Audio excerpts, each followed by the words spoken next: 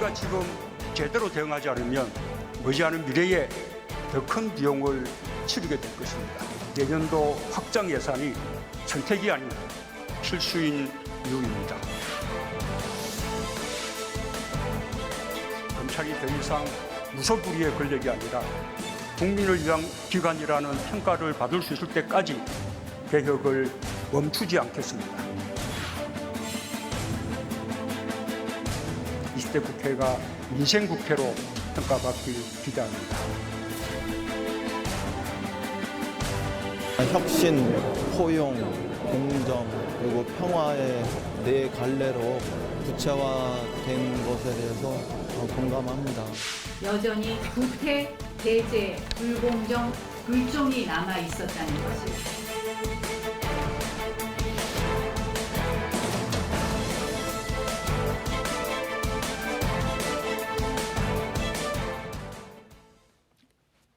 두 당의 법사위 간사시죠. 부산 사상구의 자유한국당 장재훈 의원, 충남 논산 계룡 금산의 민주당 김종민 의원 자리했습니다. 어서 오십시오. 안녕하세요. 네. 두 분은 정개특위 간사하시고 정개특위 간사하고 법사위 같이 있죠. 법사위에 같이 계시고. 예. 법사위는 간사는 아니에요. 아, 그렇습니다. 법사위원. 네. 그렇게 근데 싸우시다가 저는 정드는 거 아니에요? 좀 이상해요. 20대 이제 국회 들어와가지고 초반기에는 표창원 의원하고 좀 싸워가지고 둘이 그 방송 자주 나왔고 네. 중반에는 수석 대변인하고 사개특위 간사를 같이 했던 우리 박범계 선배하고 같이 했고 그러셨죠. 네. 또 정개특위 간사를 또 김종민 의원 하다 보니까 또 김종민 의원하고 인연이 좀 많아져가지고 네. 좀 이상하네요. 어떻게 매일 뭐 이틀에 한 번 만나셔서 얼굴 붉히시잖아요. 제가 지역구 가면요. 네. 장재현 의원 안부를 물어봅니다. 짜린요. 아니 근데 네. 김종민 의원이 좀 강해 보이는데요. 실제로 만나면 굉장히 유머 있고 부드러워요. 개인적으로 만나보면. 네. 근데 이제 구수하게 법사위 말씀하셨어요. 마이크만 딱 네. 잡으면 좀 자, 알겠습니다. 네. 오늘 문재인 대통령의 시정연설이 있었습니다. 예산안 설명이 있었고요. 네 번째입니다. 시정연설. 어떻게 들으셨어요? 간단하게? 아니, 뭐 여당부터 하셔야죠. 네. 칭찬부터 하실 테니까. 예. 일단 뭐 제일 핵심은 지금 세계 글로벌 경제 위기 상황에서 정부 재정의 강력한 역할이 매우 필요하다. 네. 이게 IMF의 권고 사항이거든요. 이 점을 강조하셨고 거기에 따라서 이 재정을 어떻게 운영할 건지 이게 1번 혁신 에너지를 제고시키겠다. 네. 그다음에 공정 그리고 포용 이 세 가지 방향에 대해 말씀하셨던 점 그리고 이제 인상 깊었던 거는 우리 이번에 이 대학 입시에 관련된 국민들의 걱정 이런 네. 것들 관련해서 공정함에 대해서 이야기했는데 정시 확대를 포함한 입시제도 개편을 추진하겠다 이런 말씀이 상당히 조금 네. 앞으로 관심이 될 것 같습니다. 요점을 아주 잘 추려주셨습니다. 오랜만에 나와서 제가 간단하게 좀 부드럽게 하겠습니다. 반성 없는 자화자찬이었다. 예산안에 대해서는 산무 예산안이다. 반성이 없고 효과가 없고 미래가 없는 예산안이다. 키워드는 합법적 불공정. 야, 이거는요 국민하고 대적하겠다는 활용정점이에요. 합법적 불공정성도 있습니까? 보통 합법적 불공정이라고 하면 편법, 뭐 꼼수, 특혜, 뭐 반칙 이런 거 아니겠습니까? 그런 것들을 어떻게 합법적 불공정을 네. 얘기하는지 결국은 조국 사태에 대한 본질을 이게 불공정의 문제가 아니고 시스템의 문제였다라고 하는 인식을 그대로 드러낸 거기 때문에 국민과의 공감대가 전혀 네. 없는 연설이었다. 저는 이렇게 생각합니다. 알겠습니다. 좀 부드럽게 했죠. 자, 계속 오늘 얘기를 좀 하면 안 될까? 난 답답해. 자, 충분히 시간 드릴게요. 네, 저에게는 30분이라는 시간이 있습니다. 문재인 대통령의 시정연설 분위기를 좀 보겠습니다. 영상 보겠습니다. 시정연설 전에요. 문 대통령이 문희상 의장과 여야 대표들과 인사 나누는 모습이고요. 지금 네. 뭐 우리 경제 활력, 그다음 또 민생 살리는 것이 가장 절박한 과제니까 당연히 정부부터 노력을 해야겠지만 국회도 뒷받침 많이 해주시기 바랍니다. 조국 상과 편입이 특별하게 하신 그 부분은 아주 잘하신 것 같습니다. 대통령님께서도 직접 국민들의 마음을 좀 편하게 해주시는 그런 노력들이 필요할 것 같습니다. 평소에 야당에서 나오는 목소리 좀 많이 귀담아 들어주시고 하면 더 대통령이 인기가 워낙 정청으로 비난들 하셔서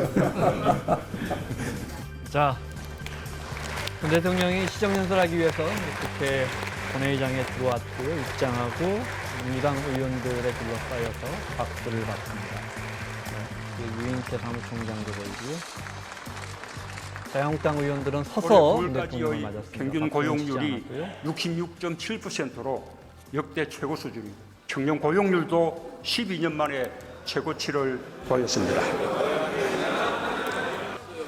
문 대통령 연설 도중에 자유한국당 쪽에서 야유가 수사권 중간중간 조정 법안 나왔고요. 등 검찰 개혁과 관련된 법안들을 조속히 처리해 주시길 당부드립니다. 문 대통령이 공수처법 국회 처리를 당부하자 민주당 의원들이 길게 다 함께 박수를 쳤는데 자유한국당 의원들 보시는 것처럼 X자로 반대 입장을 보였습니다. 네. 여기까지 볼까요? 그 전에 시정연설할 때 보면 이렇게 근조 뭐 이런 것도 붙였었고 그때보다는 좀 부드러워진 거라고 하던데. 자유한국당이 이제는요. 네. 조금 아무래도 대통령이 또 손님으로 오셨는데 저희가 뭐 그런 건 저희들이 오늘 안 하는 걸로 네. 그렇게 했습니다. 오늘 다 또 기립해서 또 네. 환대를 하지 않았습니까? 보기 좋았습니다. 예. 네. 문 대통령이 나가면서 왼쪽으로 그러니까 자유한국당 의원님들하고 악수를 하려고 화면이 있습니까? 일부러 그쪽으로 나갔는데 퇴장을 했는데 자 문희상 의장과 악수를 하고 나가는데 퇴장하는 장면에서 자유한국당 의원분들이 문 대통령 이쪽으로 오니까 뭐 서둘러 하나 둘씩 성일종 의원은 악수를 청하고 네 이종구 의원 아니군요 네 하는데 유현석 의원님. 네 저 다수의 자유한국당 의원분들은 아니. 네. 저거는 저렇게 표현하면 안 되고요. 안 되고? 대통령께서 네 좀 늦은 거예요. 문희상 의장하고 네. 말씀 좀 기셨어요. 네. 보통 의장님하고 간단하게 악수하고 저희 당 쪽으로 나경원 오셨거든요. 대표하고 네. 그런데 오늘은 좀 굉장히 늦게 오셨기 때문에 우리 나간 거고. 네. 그 일부러 나간 건 앞에, 아니다. 그럼요. 앞에 있던 분들은 다 악수했잖아요. 저 김성훈 의원도 악수했고 네. 이현승 의원도 악수했고 네. 뒤에 또 나경원 대표도 악수하고. 일부 저희들이 언론들이 일부러 나간 게 아니죠. 미처 못 나간 대통령이 의원들이 악수를 권하는데 악수를 네. 왜 안 하죠? 제가 이제 현장에 있었으니까요. 네. 제가 이제 좀 정확하게 말씀을 드릴게요. 제가 이렇게 봤어요. 대통령이 지난번에도 그렇게 나가셨거든요. 그러니까 이번에도 그쪽으로 나가시니 네. 한국당 의원님들이 그래도 악수는 해주지 않겠나. 근데 그거는 뭐냐면 네. 일단 대통령이 퇴장할 때까지 의원들이 앉아서 기다리는 게 예의거든요. 손님이 왔는데 손님 나가기 전에 주인이 나가버리는 거예요, 집을. 네. 그런 예의가 어디가 있습니까? 그러니까 기본적으로 일어서 나간 거 자체가 아니, 네. 대통령 악수 안 하겠다. 경고 아니다. 근데 네. 정인 의원이 좀 먼데 계셔갖고 못 보셨나 봐요. 저희들이 입장할 때 다 기립했어요, 의원들이. 아니, 그러니까 그건 자, 좋은데 환대했고요. 유종의 미를 거둬야 된다. 그 다음에 퇴장하실 때 제가 분명히 말씀드리겠는데 대통령께서 걸어오시는 게 굉장히 늦었어요. 그래서 우리는 그냥 당연히 연설 끝나면 나갔어요. 민주당이 박근혜 대통령, 이명박 대통령 국회에 들어올 때 어떻게 한 줄 알아요? 기립했습니까? 그러니까 네, 기립했고요, 우리는 최대한 알겠습니다. 오늘 네. 대통령에 자. 대한 예우를 다했다. 자, 정책적인- 말씀드립니다. 네. 앞으로 네. 우리 장재현 의원님하고 저하고 합의를 하자고요. 당에 가서 누가 대통령이 되든 국회는 최소한 대통령 나가시기 전에 나가는 퇴장하는 이런 건 하지 아니 말자. 그거는 그런 것까지 그건 말씀하지 예의가 마시고 아니다. 민주당이 과거 정권 때 어떻게 했는지 그것부터 반성하시고. 알겠습니다. 자, 그만. 앞으로는 정책 잘하자, 이야기 할게요. 이거죠. 오늘 이제 예산안 심사하셔야 되는데 앞으로 국회가 내년 예산안 아시는 것처럼 500조 원이 넘어갑니다. 네. 문 대통령이 확장 예산, 재정 강화의 필요성을 강조했는데 그 부분만 잠깐 들어보겠습니다.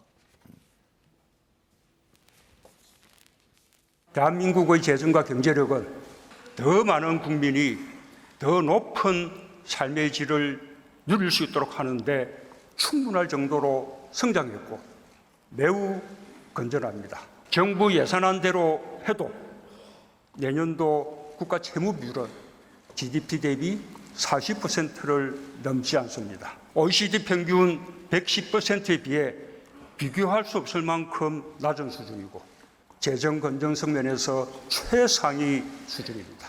국민들께서도 삶이 나아졌다고 체감할 때까지 재정의 역할은 계속되어야 합니다. 자, 여기까지 듣겠습니다. 내년 정부 지출안만 보면 우리 정부가 쓰는 예상이죠. 한 9%, 9.3%인가 늘어나서 뭐 많이 늘어납니다. 네, 이 부분에 대해서 강조했는데 이번엔 장 의원님부터. 그 확장 재정이냐 긴축 재정이라는 문제를 뭐 어떤 게 옳다, 지고 지순하다라고 얘기할 수는 없어요. 네. 그때의 경제 사정이나 또 국가의 재정 건정성을 다 비교를 해가지고 적정 수준으로 재정을 만드는 게 맞는데 지금 제가 지적하는 두 가지 문제점은 뭐냐? 첫째는 너무 급격하다는 겁니다. 2018년도 420조, 2019년 470조, 네. 올해 513조. 그러니까 2년 만에 100조를 늘리는 겁니다. 너무 급격한 거거든요. 두 번째, 이 급격한 재정 확장에 대해서 효과가 있었느냐, 성과가 있었느냐, 이 반성의 문제인데, 자, 일자리 문제 늘어났습니까? 청년 체감 실업률이 지금 25%까지 올라가고 있지 않습니까? 일자리 문제에 지금 2년 반 동안 80조를 부었습니다. 올해 25조입니까? 집어넣으면 100조를 넘거든요. 100조를 집어넣었을 때 이 정도의 결과가 나왔다? 네. 과연 성공이라는 부분이 하나 있고요. 성장률, LG경제연구소는 1%대를 얘기하고 있고 IMF는 2%대를 얘기하고 있습니다. 성장도 잘 안 되고 있거든요. 그다음에 양극화 문제 해결됐습니까? 지금 진위 개수 같은 경우에는 우리 정부 때는 27이었는데 지금 30이거든요. 그렇기 때문에 확장 재정을 하는 데 비해서 효과가 네. 굉장히 미비했다는 지점이 있는데 이거는 뭐냐? 결국은 저는 기업이 활력이 죽었다. 경제의 선순환 구조가 제대로 돌아가지고 있지 않지 않느냐. 기업이 일자리를 놓고 일자리에 소비를 놓고 소비가 다시 일자리로 가는. 그래서 세수가 만들어져서 이 세수가 R&D, 미래를 위한 R&D를 좀 투자를 하고 국방, 교육, 또 사회 안정망 네, 이렇게 네, 네. 경제가 선순환 구조로 가야 되는데 알겠습니다. 그렇지 네. 못하는 것이 더 큰 문제가 아닌가라는 지적을 하고 싶습니다. 예. 제가 지금 아까 우리 장재현 의원님께서 이게 이제 급격하다고 말씀을 해주셨잖아요. 근데 제가 2016년에 국회의원이 돼서 그때는 박근혜 정부에서 네. 야당 국회의원이었습니다. 그때부터 저희가 기획재정위원회 활동을 하면서 이 확장 재정을 강조를 했는데 그때 제가 그 인용했던 게 IMF 보고서예요. 이미 IMF에서 2015년부터 전반적으로 글로벌 경제 환경이 안 좋아지는데 이걸 막을 수 있는 방법 중에 하나가 재정이다. 재정의 강력한 역할이 필요하다. 그리고 이 글로벌 경제 환경의 어려움의 가장 핵심적인 또 양상으로 하는 게 양극화였어요. 대기업들, 잘 나가는 사람들은 괜찮다. 근데 중소기업들, 서민들은 어려워진다. 그래서 이 정부의 확장 재정이 꼭 필요한 나라 중에 하나를 대한민국을 콕 집어서 2015년부터 네. 연례적으로 보고서에 올려왔는데 박근혜 정부 때 그거를 잘 수용을 안 했습니다. 그러니까 문재인 정부 들어와서 그동안에 누적돼 있는 거 못했던 걸 이제 하고 있는 거거든요. 그래서 이 문제는 저는 이제 글로벌 그 공감대가 형성돼 있는 대한민국, 독일, 네덜란드 딱 찍어서 이렇게 얘기를 해요. 왜 네, 그러냐? 네. 재정 여력이 있는 나라예요, 대한민국이. 그래서 이 문제는 아직 정부 예산을 더 쓸 수 있다 이 그렇죠. 말이죠. 예. 네. 그래서 확장 재정의 가능성이 있는 거고 네. 지금 이제 말씀하신 게 이제 재정이 투입되는 효과가 없다 이렇게 말씀하시는데 저는 정말 우리 장 의원님도 그렇고 한국당 의원도 꼭 부탁하고 싶은 게요. 경제 문제 얘기할 때 단기적인 효과를 너무 추궁하면 안 됩니다. 우리가 문재인 정부가 2017년에 들어왔어요. 2017년에 들어와가지고 2018년 6월 달에 한국당 기자회견 내용이 경제 망했다는 거예요. 경제 실패했다는 거예요. 어느 정부가 1년 만에 경제를 망가뜨립니까? 경제는 가정경제도 1년 안에 안 망가져요. 경제는 1년 만에 망하지도 않고 1년 안에 흥하지도 않아요. 우리가 우리 네, 정부에서 열심히 일해서 다음 정부에 이거를 물려주는 게 사실은 경제정책의 목표지 단기적인 성과를 자꾸 추궁하다 보면 네. 자, 너무 단기 이게 부양 정책을 쓰게 되잖아요. 이거 좀 이제 앞으로 좀 네. 사용을 하죠. 자, 지금 여기 네. 1분인데 요거 제가 돌려드릴게요. 자, 근데요, 장현님부터. 네. 김종민 의원, 정권 시작된 지 이제 꺾어지고 있습니다. 꺾어지고 있는데 지금까지 2년 반 동안 정부가 주도해서 확장 재정을 했습니다. 그러면 최소한 박근혜 정부 때보다는 진위 개수라든지 양극화 문제라든지 일자리 문제라든지 성장 문제가 그나마 개선이 됐다면 조금이라도 아니면 현상 유지라도 했다면 좋겠는데 그것도 안 되고 있지 않습니까? 그런데 지금 너무 단기적으로 보고 있다? 정권 5년입니다. 5년 동안 지금 이렇게 2년 반 만에 100조를 더 부었습니다. 예산이. 이런 확장 재정을 했으면 적어도 경제가 좀 더 성장하고 좀 더 일자리가 많아지는 그래프라도 좋아져야 되는 거 아니냐. 네. 저희들이 뭐 대단한 성과를 얘기했습니까? 제가 이걸 한 말씀 잠깐만요. 드려야겠어요. 잠깐만. 그래프도 지금 안 올라오고 있지 않습니까? 그런 것들에 대한 최소한 반성이 있어야 되겠다. 확장 재정, IMF가 확장 재정하라도 확장 재정 했습니다. 좋습니다. 네. 확장 재정을 했을 때 그 성과가 얼마나 확장 재정을 할 때 네. 성과 있게끔 쓸 수 있느냐라는 부분이거든요. 그런 것들이 제대로 진단되지 못하고 집행되지 못하고 있지 않느냐는 자, 지적입니다. 같은 시간 드릴게요. 네. 네, 저는 뭐 그 점에 대해서는 우리 장제원 의원님 저는 뭐 신뢰합니다. 잘 분석하셔서 우리 예산 심의할 때 그런 디테일에 대해서는 충분히 더 논쟁해야 되고 또 야당의 역할, 국회 역할이 저는 생산적이라고 보는데요. 그냥 기본 자세나 방향에 대해서 이렇게 봐야 될 거라고 자세를 봐요. 가지고 야당을 뭐냐면 반대하는 당이에요. 네. 기본 방향은 정부 재정은 당장 효과 나는데 투입되면 그게 원래 좋은 게 아니에요. 성장 잠재력을 제고시키고 강화시키는 데 투입이 네. 돼야 됩니다. 오늘도 우리가 확장 재정에서 어디다 쓰겠냐 1번을 얘기한 게 중소기업과 벤처 붐을 제2의 붐을 만들겠다. 하지만 이게 투입된다고 당장 성과가 나지 않는다. 이게 오늘 대통령 시정연설의 아주 핵심 내용입니다. 우리 국회도 그런 관점에서 정말 이게 중장기적으로 효과가 날 수 있는 거가 되는지를 정확하게 심의하고 정부도 그런 관점에서 이 문제를 결정하는 쪽으로 네. 가야 우리 정부 때 투자해놓고 다음에 장제원 의원님이 여당 됐을 때 수확하는 네. 그런 선순환 구조를 자, 우리 경제정책에서 네. 자, 만들어야 다음 질의로 돼요. 넘어가죠. 아닙니다. 자, 요거 네. 하나만 네. 말씀드릴게요. 간단하게 좀 말씀을 드릴게요. 지금 장기적인 플랜을 가지고 재정을 확대한다고 그러는데 제가 이 재정 513조를 제가 예결위원이거든요. 작년에 얘기 간사를 했고 들여다보면 단기 일자리 만드는데 25조를 씁니다. 거기가 21%가 증액을 했어요. 그러면 미래 먹거리는 뭡니까? R&D입니다. R&D는 고작 8% 증액이 됐습니다. 이것이 단기적인 네. 경기 부양이 아니고 장기적인 플랜입니까? 오히려 R&D 부분을 20% 이상 증액했다면 인정하겠다는 거예요. 그런 것들을 자꾸만 네. 장기적으로 계산을 해서 재정 확정을 해가지고 미래에 우리 나라가 잘 될 것이다라고 네. 얘기하는 거는 철저하게 지금 문재인 정부가 얘기하고 있는 재정 확장은 단기적인 부분이에요. 그거를 제가 지적하는 겁니다. 자, R&D 비율은 우리가 세계 최고인 거 아시죠? 뭐가 최고예요? 아니야, 세계 최고입니다. 네, 겨우 알겠습니다. 지금 자, 이번에 8% 올렸습니다. 자, 알겠습니다. 네. 제 기억이 맞다면 이명박 정부 때 한 5, 6%씩 우리 재정은 뭐 해마다 늘어나니까요. 박근혜 정부 때 한 4, 5%씩 늘어나다가 문재인 정부 들어서 7%, 9%인가 그럴 겁니다. 그렇죠? 내년에 이제 비교적 많이 올라갑니다. 자, 문재인 대통령 오늘 검찰 개혁의 필요성과 또 공수처에 대해서도 언급했습니다. 재정 건전성 얘기 안 하시고 다음 넘어가죠. 주제가 다음 주에 하겠습니다. 저희가 해야 할 이야기가 너무 많습니다. 네, 자, 그 부분도 좀 들어보겠습니다. 공수처의 필요성에 대해 이견도 있지만 검찰 내부의 비리에 대해 지난날처럼 검찰이 스스로 엄정한 문책을 하지 않을 경우 우리에게 어떤 대안이 있는지 묻고 싶습니다.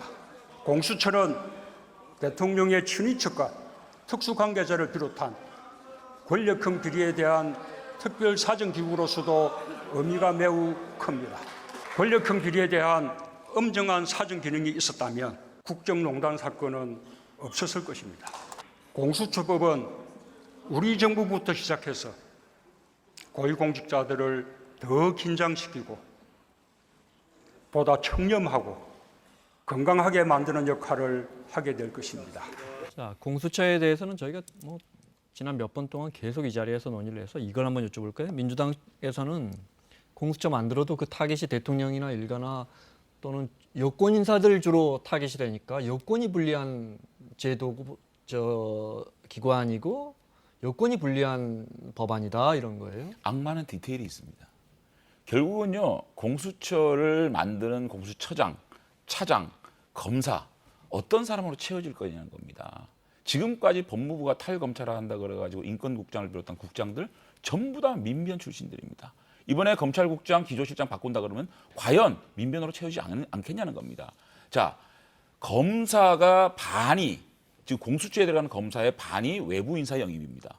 자, 어떻게 임명되겠습니까? 이건 민변 중수가 될 수밖에 없다라는 이 인사권의 독립을 어떻게 할 것이냐는 그 걱정이 있는 것이고, 두 번째, 수사를 하고 있는 사건을 가져올 수 있습니다.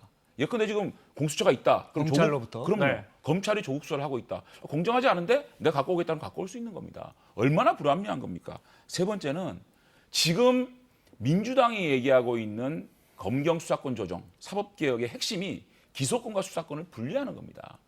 그 분리하자는 것에 역행하는 게 공수처입니다.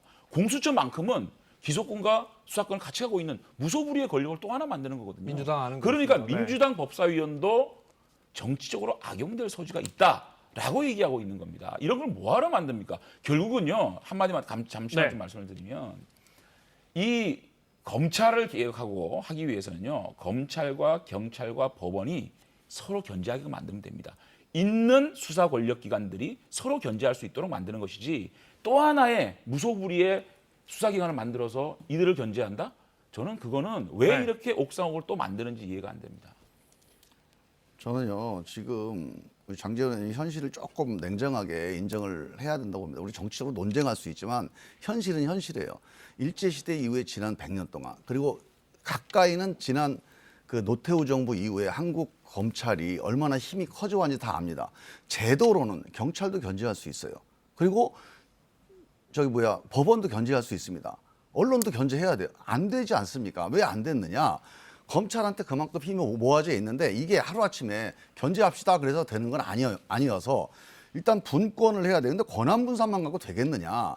그러니 견제할 수 있는 기구를 한시적으로 만들자 하는 게 네. 이제 공수처인데요.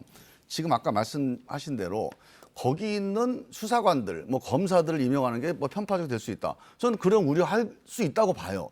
그러면 저는 뭐 거기 법 조항에도 나와 있지만 수사 경력이 기본 15년 이상 해야 되고 이런 규정들이 있어요. 네. 근데 우리나라에서 수사한 사람들이 뭐 대략 무슨 뭐 되게 그동안에 여권 인사들 여권 성향이 많을 거라고 봅니다. 그럼 왜 걱정하는지 모르겠어요. 전 걱정스럽다면 대안을 내시면 돼요. 저는 왜 그냥 공수처를 하지 말자. 대안이 있어요? 공수처가 공수처 안 하는 나라 망한다. 이렇게 얘기하지 대안이 말고 공수처 안 하는 거예요. 공수처를 만들되 어떻게 하자 이렇게 제안을 해주시면 되는데 공수처를 만드는 걸 왜 전제를 합니까? 일단 제가 아직 이거 일부 네, 아직 안 떨어진 거 아니에요, 저거? 네, 그다음에 지금 이제 수사를 뭐 가져와서 문제다. 이거요 미국에서 FBI하고 주경찰하고 맨날 이거 갖고 싸웁니다. 그래도 갈 수가 있어요. 그 합리적인 기준을 가지고 매일매일 이번 대화하면서 FBI가 주 경찰이 수사하고 있는 것 중에 중요하다 싶으면 가져옵니까? 가져오거나 협의하죠. 네. 이거 누가 할 건지 그 기준이 있어서 기준에 안 나와 있는 경우도 있습니다. 뭐 그럴 때는 또 논의하면 되고요. 네. 그다음에 이제 세 번째로 이제 권한을 이제 기소권 수사권을 분리하자고 얘기하셨잖아요. 저는 기소권 수사권 분리하자. 오케이 좋습니다. 그런데 그러면 검사 사건을 검사가 기소해야 되는 이 상황. 그 제 식구 감싸기를 또 할 네. 거 아닙니까? 네. 이 문제에 대한 대안만 주세요. 자. 저는 이 문제가 다 네. 대안 가지고 협상할 문제라고 알겠습니다. 봐요. 아니 저는요 자, 이해가 안 되는 게 네. 공수처는 당연히 만들어야 된다. 그렇기 때문에 공수처의 독소 조항을 뺄 수 있는 대안을 갖고 오라 그래요. 저희의 대안은 공수처가 그거 안 만들어도 된다. 첫째 검찰의 문제가 뭡니까? 거학에 대해서 권력층 수사를 잘 못한다는 거 아니겠습니까? 그거는 결국은 검찰의 정치적 중립을 주면 되는 겁니다. 검찰을 독립시키면 됩니다. 두 번째 문제가 검찰의 권력이 너무 세다는 거 아닙니까? 그거는 검찰이 그야말로 기소권과 수사권을 다 갖고 있기 때문입니다. 경찰의 상당 부분 1차 수사권을 네. 거의 다 주고 경찰도 이제 경찰의 어떤 능력면이나 경찰의 수사의 어떤 능력 이런 면을 향상시키기 위해서 뭐 한국형 FBI를 만들 수 있는 것이고 경찰의 권력을 좀 더 줌으로 인해서 검찰과 경찰의 수사 단계에서 견제하게 만들고 그것을 기소 단계에서는 법원이 견제하게 만들면 네. 그것이야말로 건전한 견제지 굳이 공수처라는 거대한 기관을 막강한 기관을 만들어서 이들을 견제하겠다? 그러면 공수처는 누가 견제하죠? 그렇기 때문에 저는 공수처를 만들겠다는 당위성을 네. 가지고 거기에 대한 대안을 내라는 거는 저는 그거는 또 왜 저렇게 독선적으로 자, 이 얘기하시는지 주제도 모르겠어요. 네, 김 의원님 말씀까지 듣고 넘어갈게요. 네. 근데 저는 한 가지 다시 이제 원론으로 가는데 왜 공수처를 하기로 했는지를 다시 한번 보셔야 돼요. 이 공수처를 처음 하자고 그런 분이 누군지 아십니까? 그렇게 얘기하시면 아니, 누구세요? 제가 가르쳐 드릴게요. 네. 시민단체들이 주장을 했어요. 정치권에서 별 관심이 없어서 이회창 총재를 찾아갔습니다. 이회창 총재가 김대중 대통령을 만나서 이거 합시다 그래서 김대중 대통령이 발표를 했습니다. 그때부터 공수처의 네. 시작이에요. 그래서 이거는 여야를 떠나서 우리 공직사회에 대한 특히 고위공직에 대한 국민들의 불신이 커요. 이게 기득권 카르텔이에요. 특권 카르텔이에요. 유전무죄, 무전유죄, 유권무죄, 네. 무권유죄. 이 국민들의 인식과 불신을 특단의 방법으로 깨야 된다. 대통령 취임할 때마다 사정을 1년 동안 했는데도 안 바뀌고 있지 않습니까? 그러니 한시적으로 10년이든지 15년이든지 그러니까 한시적으로 해서 고위공직에 대해서 대한민국에서 국민들이 이제는 좀 믿을 만하다. 이때까지만이라도 운영을 해보자. 네. 자, 이런 그러면 충정에서 하는 그럼 거예요. 도대체 네. 공수처를 만드는 이유가 뭡니까? 첫째, 말씀하시는 그런 권력층 수사가 안 된다는 겁니까? 우리 고위공직자들에 대한 그러니까 제가 저게 한 가지만 잠깐만 시간 다 말씀드릴게요. 됐으니까 네. 전형적인 저게 선동이에요. 고위공직자 수사하자는데 국민들이 반대하겠습니까? 그런데 공수처를 만들어야지만 고위공직자의 수사를 확실히 할 수 있다? 지금 윤석열 총장 고위공직 수사 잘하고 있지 않습니까? 저렇게 검찰의 네. 정치적 독립을 주면 검찰은 정치적 독립을 통해서 고위공직자 수사 잘합니다. 그다음에 검찰이 그렇게 거대해지면 검찰의 권력을 나누자는 거 아닙니까? 경찰에 나눠주면 되는 겁니다. 이러한 방식으로 네. 현재에 있는 수사기관들을 합리적으로 견제와 균형을 만들면 되지 공수처를 언제부터 하기로 했다. 또 어떤 사람이 주장했다. 그게 중요한 게 아니고요. 자, 이 주제는 지금의 현재의 모습을 보자는 겁니다. 두 분, 잘 되고 있잖아요. 두 분이 검찰이. 워낙 잘 아시는 분야라서 뜨거워지는데 김종민 의원 말씀까지만 듣고 넘어가겠습니다. 네. 그래서 지금 이제 우리 고위공직의 문제에 대해서 너무 좀 그 장지현 의원이 가볍게 보시는 것 같은데요. 제가 이번 국정감사도 지적을 했지만 검사들과 관련된 사건의 기소율이 0.16%입니다. 일반 국민들이 40%거든요. 그런데 이걸 검찰들은 이렇게 얘기해요. 워낙 고소고발을 많이 당해서 그렇다. 그렇지 않아요. 지금 예를 들어서 검찰이 예를 들어서 성추행을 했어요. 또 같은 검찰 직원을 성폭행을 했습니다.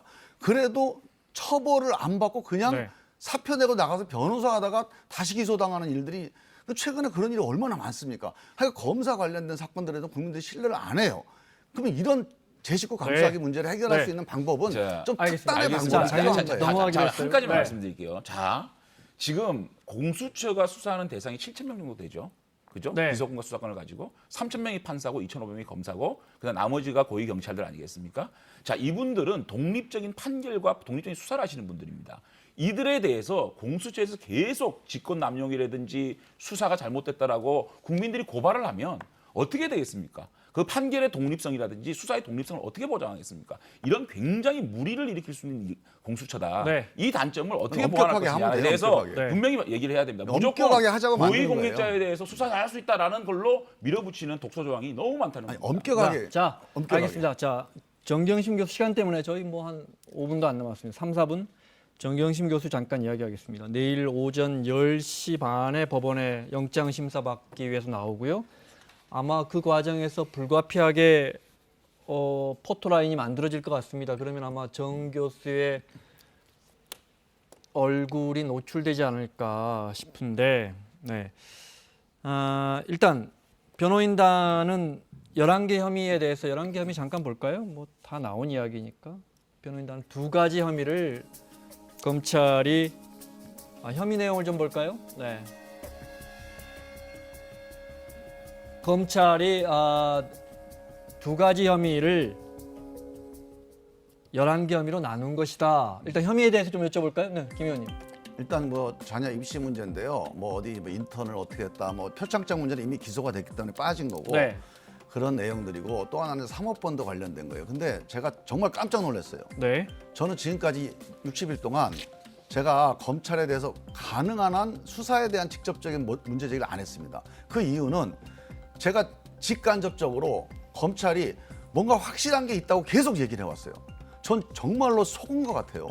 제가 이 영장 내용을 보고 지금까지 이 내용이라면 이미 유튜브에서 또는 수많은 시사 토론 프로그램 다 분석이 끝난 내용이라서 이 변호인단과 이 피의자 측이 어떤 주장을 하는지 검찰이 어떤 주장을 하는지가 이미 다 노출되어 있는 문제예요. 새로운 게 없어요. 그래서 영장 저는 내용만 보면 새로운 게 없다. 예, 그래서 저는 네. 영장 말고 뭐 새로운 게 있느냐?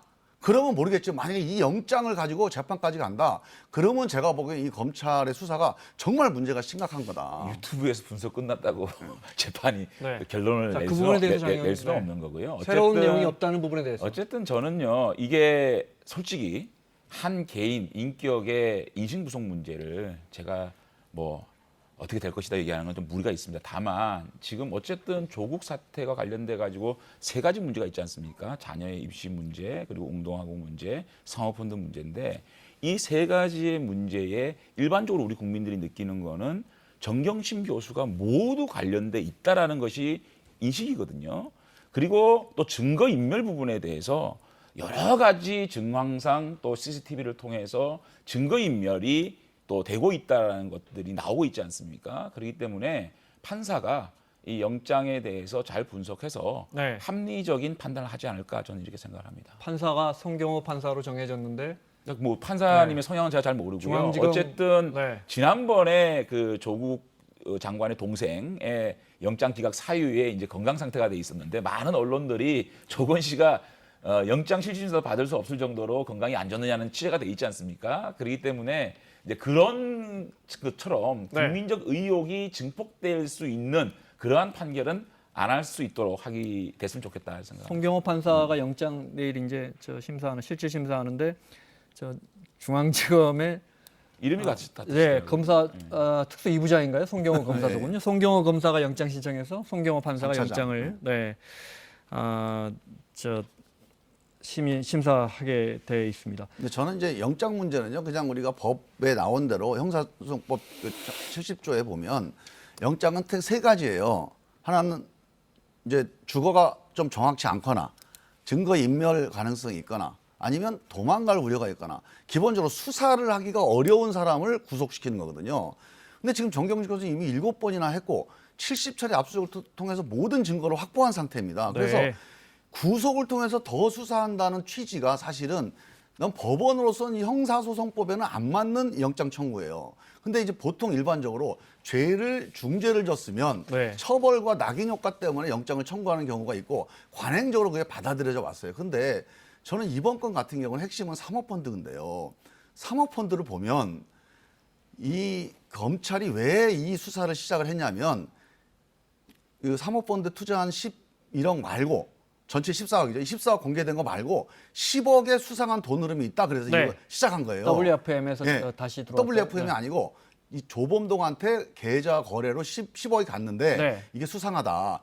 이것 때문에 윤 총장이 보고받고 이거 해야 되겠다고 무리한 수사를 한 거거든요. 그런데 지금 나온 결론은 뭐냐면 이 정경심 교수는 빌려줬다는 거예요. 조범동 다 받았어요. 3년 동안 원금 상환받고 이자도 3년 동안 아니, 꼬박꼬박 받았거든요. 이 자리에서 지금 그러면 이런 아니, 문제를 변호사도 가지고 아니시고. 영장을 청구했다면 나는 네, 검찰이 알겠습니다. 60일 동안 수사한 게 좀 허망한 것 자, 같아요. 지금 네. 피의사실 공표 문제를 민주당이 하도 두드리니까 어떤 피의사실에 대해서 나오지를 못했어요, 그 이후에.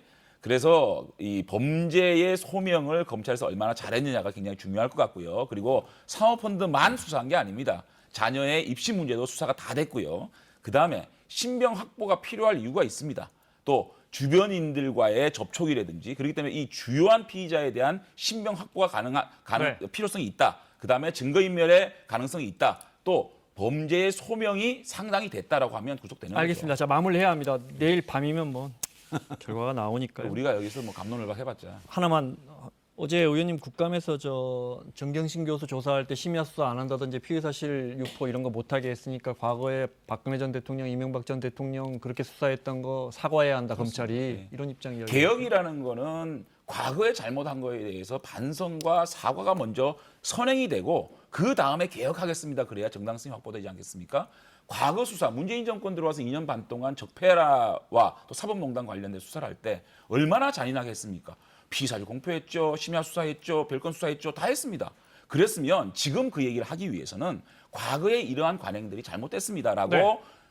겸손한 고백과 반성을 하고 사과를 해야 그 개혁이 정당성 확보되지 않겠습니까? 그 얘기를 한 겁니다. 저는 어제 그 우리 장재원 의원님 그 말씀드리면서 저는 전적으로 공감했습니다. 정말 맞는 말이에요. 사실 저는 국정농단 수사가 워낙 중요했기 때문에 그리고 워낙 큰 사건이어서 어떻게 수사가 이루어졌는지 거기서 어떤 인권 침해가 있었는지 별로 관심이 없었어요. 어제 장재원 의원의 얘기를 듣고 정말 저랬구나. 알겠습니다. 네. 저래서는 안 된다. 그래서 앞으로는 진짜 검찰이 반성하고 앞으로 이렇게 하지 말자. 같이 가자고요. 한국당하고 민주당. 사과를 해야죠. 검찰한테 같이 촉구하자고. 앞으로 사과를 이렇게 하지 먼저. 맙시다. 사과 선행이 돼야 검찰 개혁이 개혁합시다. 자, 정당성이 뒤에 출연자분들이 있는 기다리세요. 네, 아쉽지만 장재원, 김종민 의원과 함께했습니다. 다음 주에 뵙겠습니다. 네. 고맙습니다. 감사합니다.